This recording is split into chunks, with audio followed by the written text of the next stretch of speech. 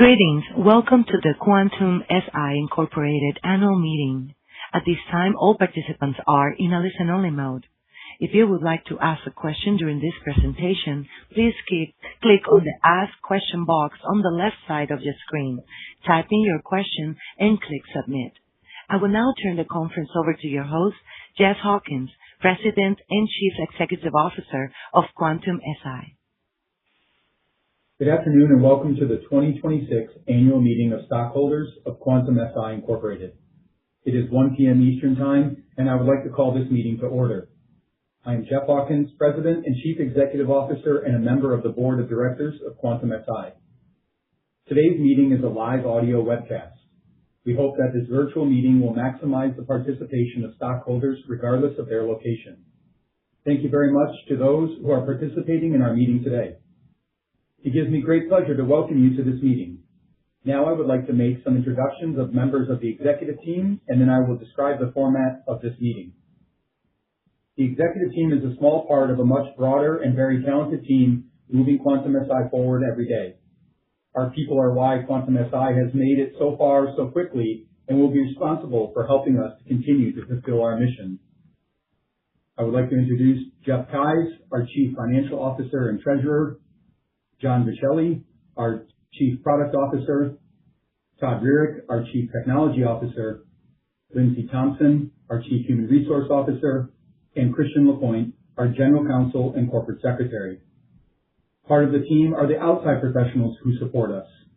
Usman Kaba from PricewaterhouseCoopers, our independent auditors, is in attendance, and Larry Mishnick from DLA Piper, our external legal counsel, is also here. In terms of the format of the meeting, Jeff and Christian will guide us through the formal part of the meeting. I have appointed Jeff to serve as Inspector of Elections at this meeting, and in that capacity, he will report on the results of the voting as tabulated by Broadridge Financial Solutions. Each of us looks forward to having the chance to answer any questions you may have. I will now turn the formal part of the meeting over to Jeff and Christian.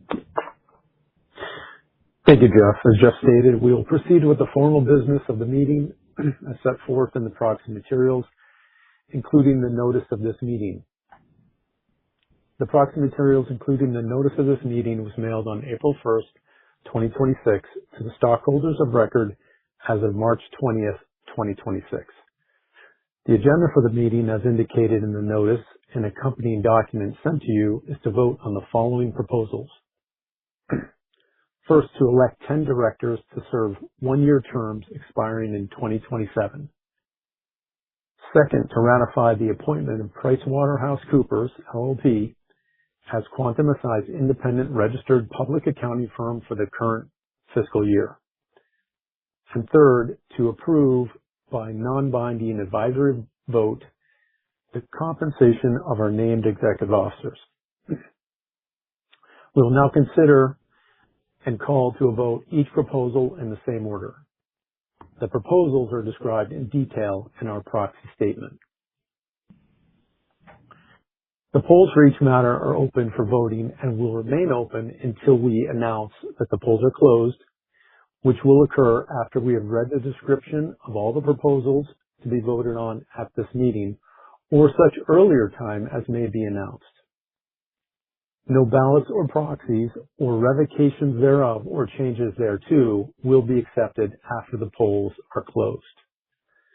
The Inspector of Elections will announce the results of the voting at the end of the formal part of this meeting. Before we address the proposals to be voted on today, we'd like to point out that most stockholders have already cast their votes by completing proxy cards or by voting over the Internet. These votes have been tabulated by Broadridge Financial Solutions. We would now like to ascertain from the Inspector of Elections if a quorum is present for this meeting. The count of shares present immediately prior to the commencement of the meeting indicated that 124,647,066 shares of the company's common stock are present or represented by proxy, including 104,709,566 shares of the company's Class A common stock, 19,937,500 shares of the company's Class B common stock, with each share of Class A common stock entitled to 1 vote and each share of Class B common stock entitled to 20 votes. This is approximately 84.59% of the outstanding total voting power of the shares of common stock of the company as of the record date. We therefore have a majority of the voting power of the outstanding shares of common stock represented at this meeting or through representation by proxy. Thank you, Jeff. We therefore declare that a quorum exists. Let's proceed to voting on each of the proposals. The first proposal is to elect each of Charles Cummeth, Jeffrey Hawkins, Paula Dowdy, Ruth Fattori, Amir Jaffrey, Jack Kenny, Bridget Makes, Scott Mandel, Kevin Rakin, and Jonathan Rothberg as directors for a term of 1 year to serve until 2027 Annual Meeting of Stockholders and until their respective successors are elected and qualified. Additional information about them is included in our proxy statement.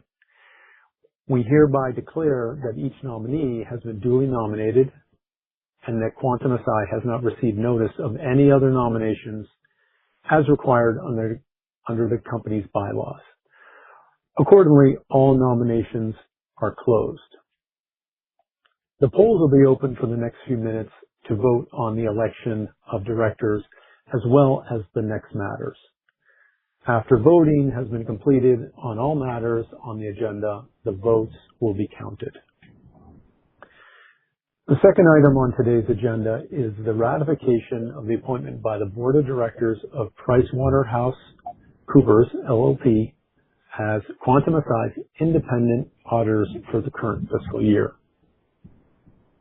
Any stockholder who has already voted and does not want to change their vote need not take any further action.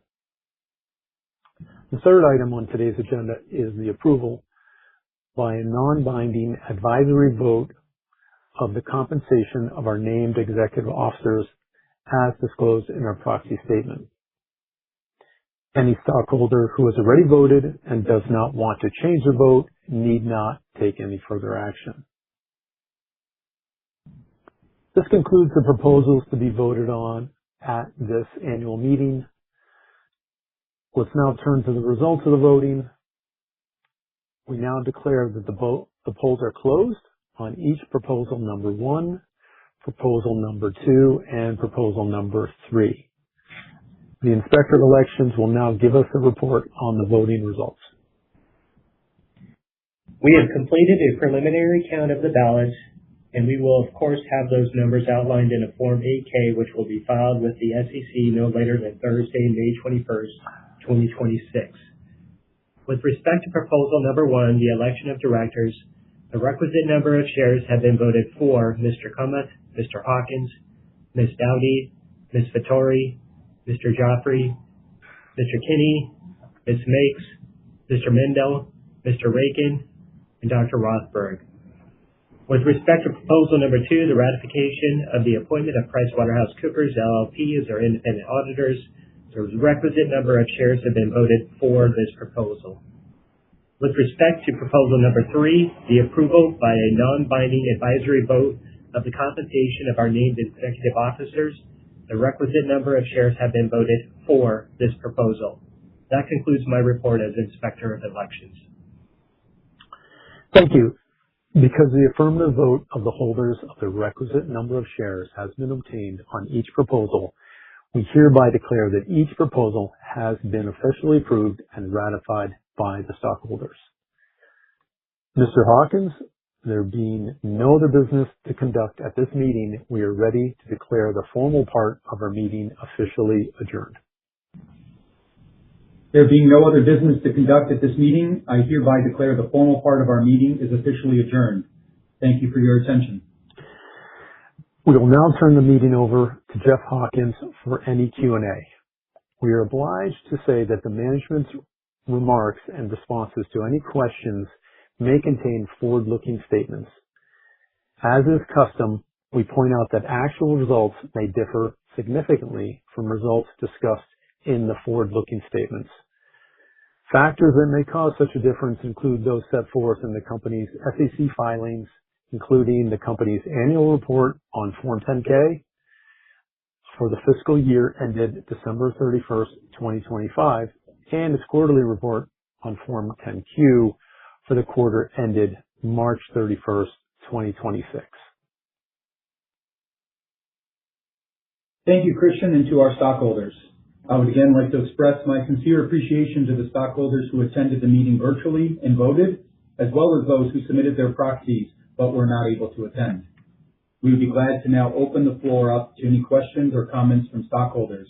If you wish to ask a question, please submit your questions via the link included in the webcast today under Ask a Question. Jeff, can you please confirm if we have any questions?